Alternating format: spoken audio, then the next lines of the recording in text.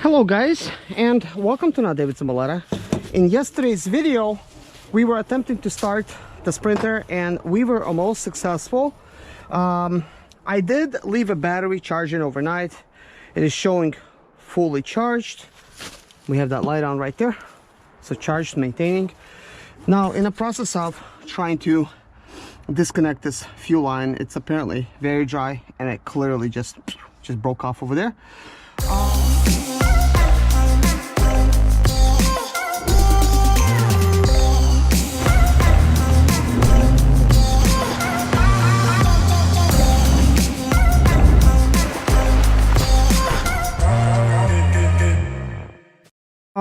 Before I begin anything and any kind of replacements, I do want to check the oil level.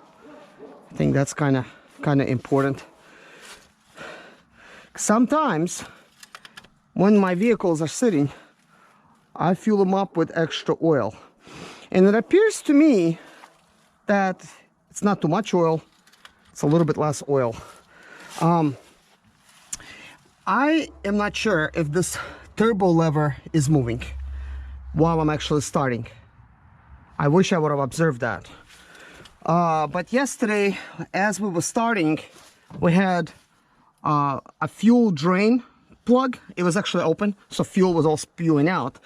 And in the process of me installing it, I failed to notice that the electrical line was disconnected. And right now, they seem to be connected. So that is good. So we're good on oil. There's not too much. But what I want to do is I want to attempt to try to start it. And look, I just noticed that we have mass airflow sensor disconnected as well. So I will connect that. I would like to set up this GoPro to monitor if the turbo lever is moving. Of course, you will be able to see the movement before even I get to see it.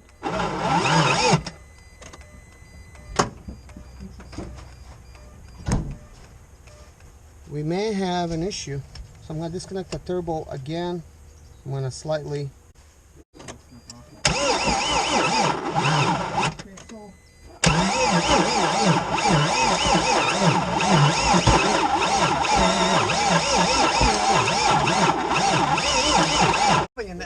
a battery issue here, guys.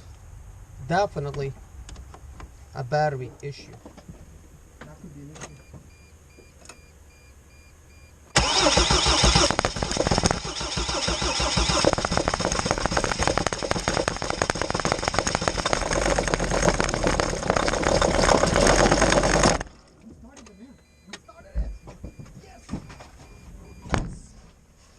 We started it.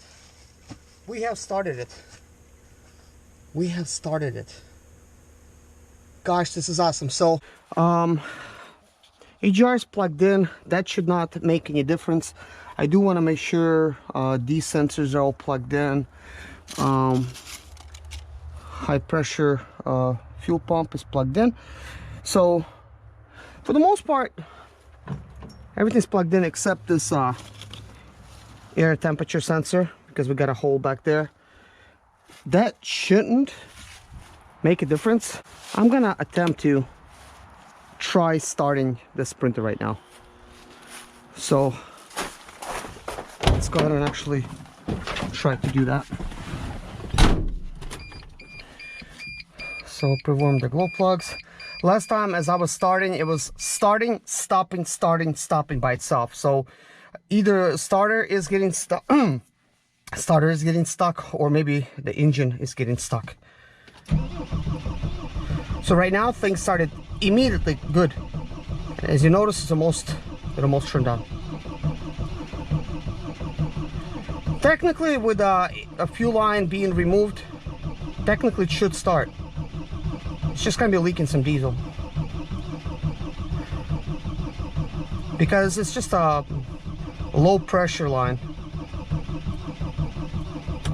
So I don't know if our turbo here is spinning, but what I mean, if this thing is even moving when I'm turning it on. So I'm going to try to adjust it while I'm doing it, because if it's not adjusted good, turbo could prevent it from being started.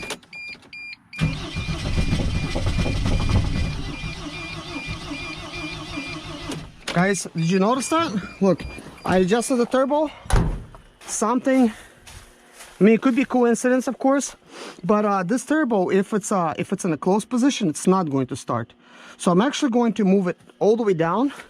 Technically, all the way down is closed. Maybe it's actually all the way open. We'll see. Last time I had it in the middle.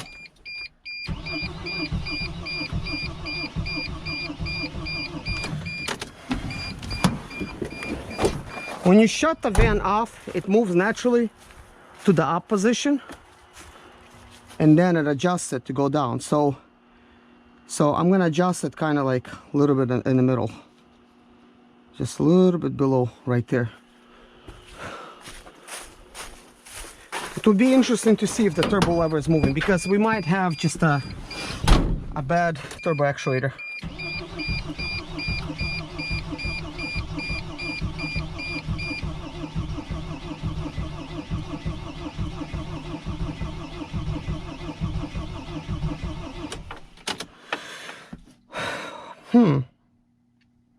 Does not want to start.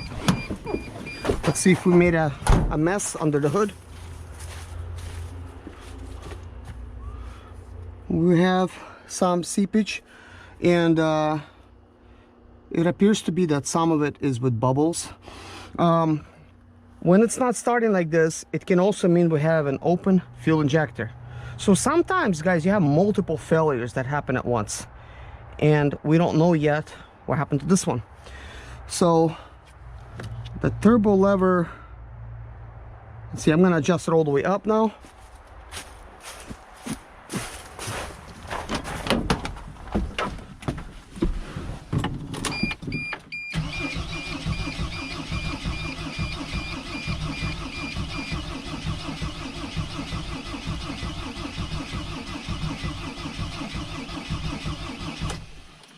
So that's enough for now. Time to adjust the turbo to the different position. It seems like the actual turbo is good, like everything is opening and closing good.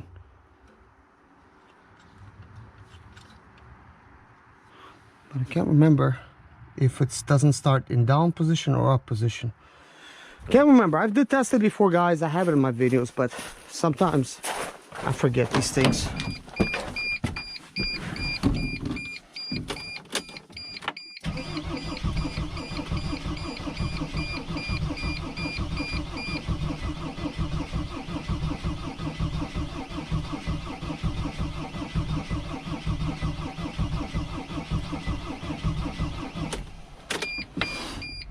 As it's spinning, I'm hearing this sort of like a turning over type of knock. And at this point, I can't remember whether that's normal or not. Like it seems like it's almost like not normal. Like there's some kind of engine knock going on. And of course, guys, we don't have much information to go on when this vehicle has died initially while driving. Information that we did get, in case you guys are watching this for the first time, the information that we did get is that fleet owner says that he had a driver that was actually driving this van, and he was in Florida. And as he was driving, he said that he pulled into the gas station, he fueled up, he left down a highway about 2 miles, and the van shut down on him. Well, you see immediately you get a sense that he added a full tank of diesel. When I actually removed the fuel tank, it was empty. It only had like 1 gallon that was all spread out through the tank, which is not enough.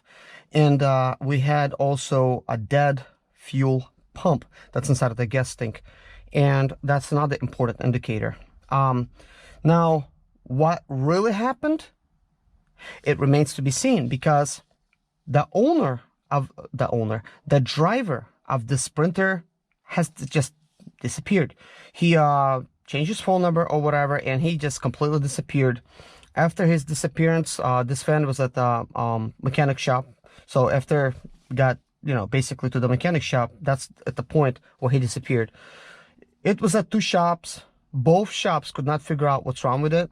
Last shop chose to say that they did this really cool diagnostics and had low fuel compression, which never tested. And I already seen that because glow plugs were never removed. And they failed to catch the fact that, first of all, it had a missing TCM unless they took it themselves. And it was no fuel in the fuel tank, and it was a bad fuel pump. So they failed to notice these things. Yet they said, oh, it's a crankshaft position sensor. So they tried to say that it needs to be replaced, but the shop before them did replace it.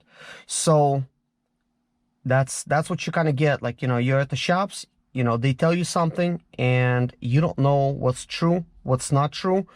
And what I'm getting at here is, with the driver disappearing like he did and the TCM being missing, there's a good chance that the driver caused damage to this vehicle. He might have disconnected some kind of sensor, maybe unplugged something. He maybe basically just disconnected something which will prevent it from starting. I mean, he could have done that. This is definitely a possibility.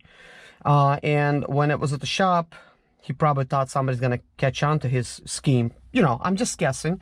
And he just disappeared. Like, there is no reason for him just to disappear. I mean, after all, he had a job, and maybe he was not happy with his job, and he decided to do this, because sometimes this is what happens. When you have a driver and they're not happy, they leave your van in the middle of the country. So in this case, the owner of this van, he lives in New York. So leaving it in Florida, that's about, you know, as far as you could go down the East Coast.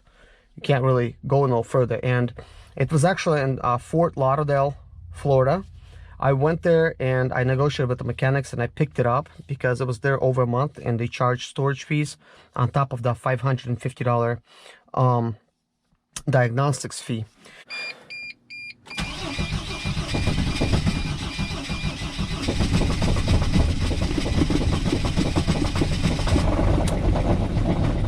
Guys, we started the van. We started it. Yes. Yes. We started it. We have started it. We have started it. Gosh, this is awesome. So I'm not sure if this is now spewing out any diesel. And the turbo, I'm going to connect the turbo back. Okay, we did get some smoke, so it did start. So this is good. This is a good sign. So obviously it will start without the fuel return line.